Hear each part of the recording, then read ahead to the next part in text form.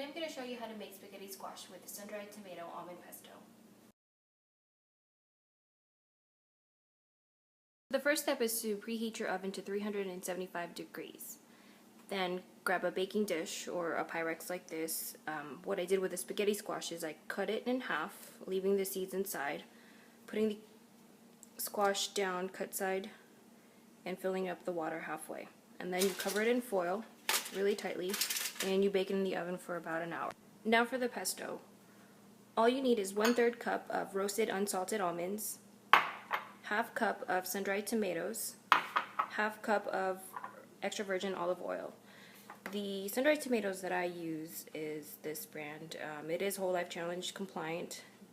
As you can see, the ingredients are dried tomatoes, olive oil, water, dehydrated garlic, spices, and citric acid. You'll need 1 large garlic clove, sliced thinly, about 2 to 3 tablespoons of chopped parsley, chili powder, which is optional, black pepper, and salt, and a food processor and a spatula. So the next step is pretty easy. All you have to do first is add the almonds and the sun-dried tomatoes into the food processor.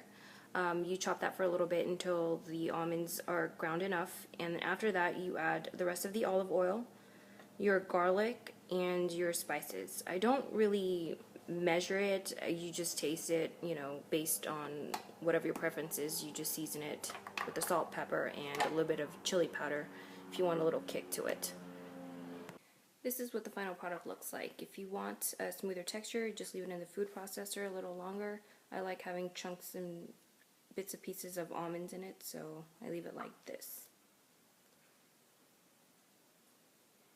After an hour of baking, the spaghetti squash should be done. You can check that with your fork. You see here it's done. Before you do that, obviously you scoop out the seeds of the spaghetti squash. And all you have to do is grab a fork and scrape off the spaghetti squash.